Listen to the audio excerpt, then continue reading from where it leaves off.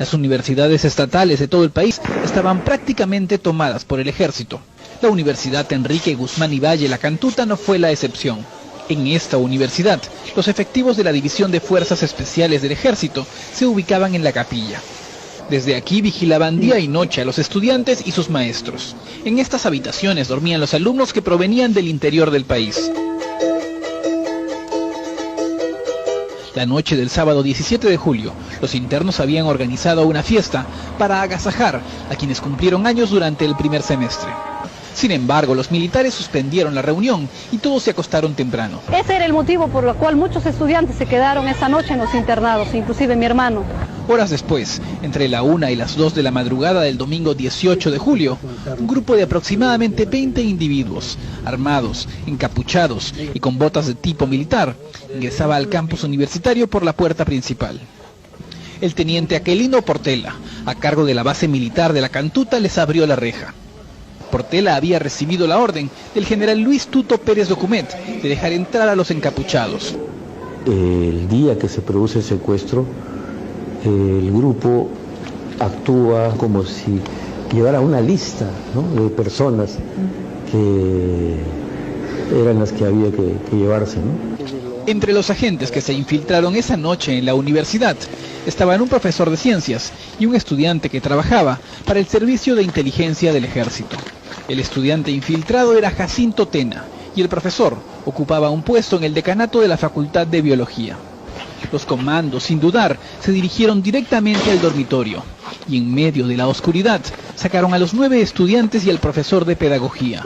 Fuera del cuarto, los jóvenes fueron golpeados e introducidos en camionetas con lunas polarizadas. La operación fue rápida. En pocos minutos, los 9 estudiantes y el profesor Muñoz llegaron hasta un basural, ubicado a la altura del kilómetro 1,5 de la carretera Ramiro Prialé, un lugar conocido como la Boca del Diablo. Aquí, entre las 4:30 y las 5 de la madrugada, este comando militar disparó contra la cabeza de los estudiantes y del profesor de pedagogía. Antes de que el amanecer pudiera sorprenderlos, este comando decidió enterrar rápidamente los cuerpos, casi a flor de tierra. 2 días después, la madrugada del 20 de julio, los integrantes de este grupo militar, nerviosos y conscientes de que los cuerpos podrían ser descubiertos en cualquier momento, decidieron trasladarlos apresuradamente a la quebrada de Chavilca, a la altura del kilómetro 14 de la carretera a Cieneguilla. Han ido en horas de la madrugada, han desenterrado los cuerpos, los han quemado y esos restos los han llevado a Cieneguilla. La misión había sido cumplida. Los familiares expresaron su clamor y desconfianza, pero se toparon con un muro de mentiras, aparentemente inquebrantable. En agosto de 1992, el jefe del Comando Conjunto, Nicolás Hermosa Ríos, negó tajantemente que el ejército haya realizado detención alguna en La Cantuta. Sin embargo, había testigos. Esto obligó a que en enero de 1993, Hermosa Ríos admitiera que la madrugada del 18 de julio de 1992, el ejército sí realizó en La Cantuta una operación de rastrillaje. Sin embargo, acotó que los desaparecidos venían apareciendo de a pocos por todo el Perú. El muro de mentiras comenzaba a descascararse.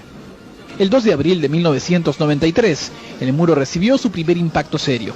El congresista Henry Piz recibía de parte de Comaca, una organización secreta de comandantes mayores y capitanes, un documento que revelaba que los estudiantes fueron asesinados por un grupo encargado de realizar trabajos especiales. Obviamente era un documento anónimo. Pude averiguar que había consistencia entre grados, cargos de las personas mencionadas, por tanto llegué a la conclusión de que era un documento verosímil.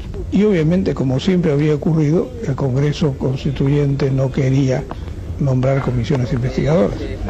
Yo exigí que se nombrara comisión investigadora y dije que si no, lo haría público. Mientras tanto, los congresistas oficialistas Gilberto Ciura y Jaime Freunt no solo desestimaban cualquier tipo de investigación, sino que aseguraban que los estudiantes se habían autosecuestrado. Sin embargo, la comisión investigadora presidida por el congresista Roger Cáceres Velázquez no se amilanó. Hubieron presiones, hubieron fuerzas negativas que trataron de impedir que cumpliera yo de manera cabal mi deber. El congresista Cáceres citó al general Hermosa Ríos 2 veces. La primera vez Hermosa Ríos se negó aduciendo que estaba enfermo. El 20 de abril de 1993, la revista Caretas publica por primera vez la identificación, el organigrama y la función que desempeñaba cada uno de los integrantes del Grupo Colina.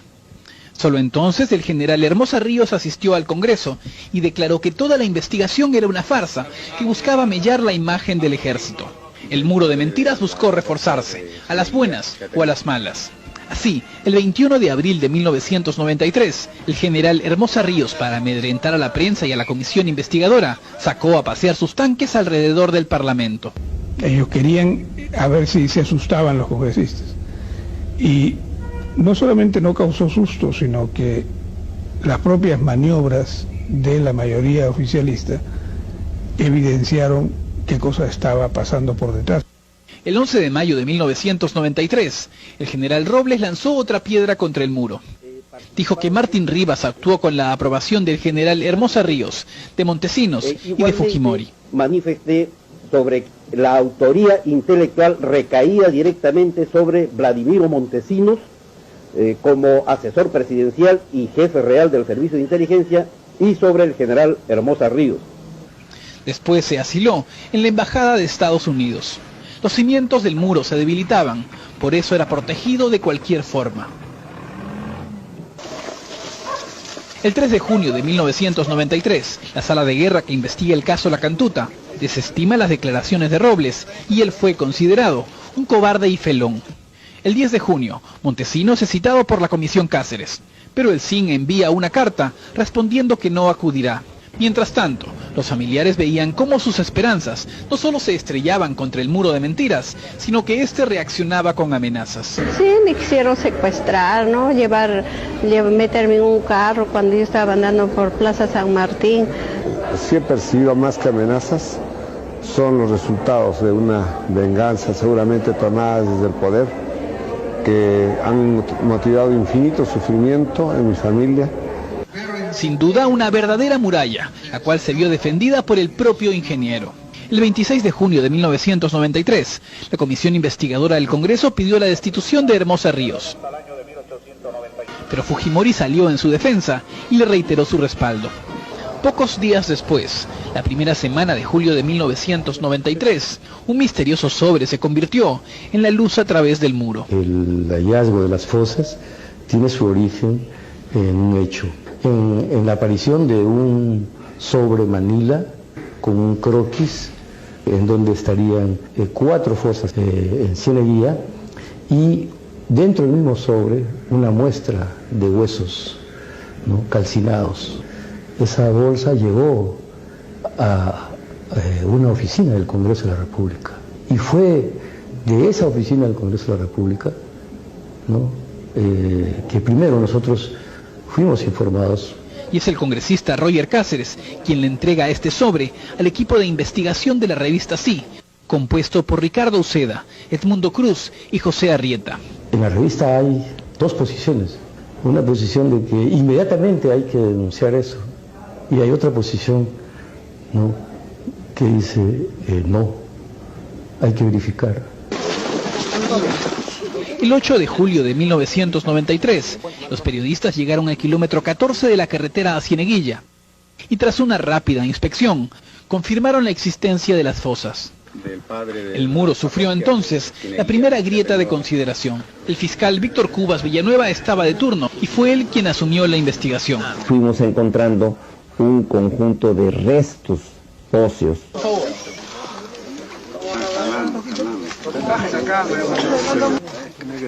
Y se encontró unas llaves.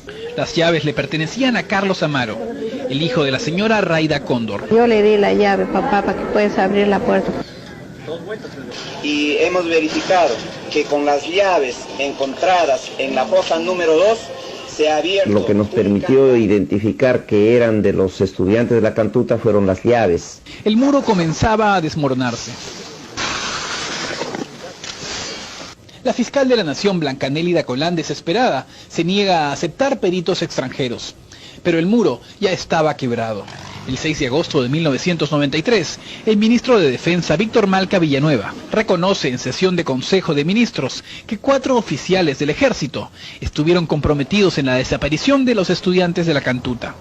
La verdad se abría paso, y el 18 de diciembre de 1993, el Consejo Supremo de Justicia Militar ordena la detención de los 10 miembros del ejército que participaron en la matanza. A los mayores de Ingeniería, Ejército Peruano, Santiago Enrique Martín Rivas y Carlos Eliseo Pichilingüe Guevara. Sin embargo, quedaban los cimientos. Montesinos y Hermosa eran citados solo como testigos. Señores congresistas que estén a favor. 2 años después, la maquinaria volvería a construir otro muro, esta vez no de la mentira, sino de la injusticia. En junio de 1995, el Congreso aprueba la inefable ley de amnistía. 13 votos, aprobado. Y los integrantes del Grupo Colina salen en libertad. Esta ley que libera a los asesinos de nuestros familiares.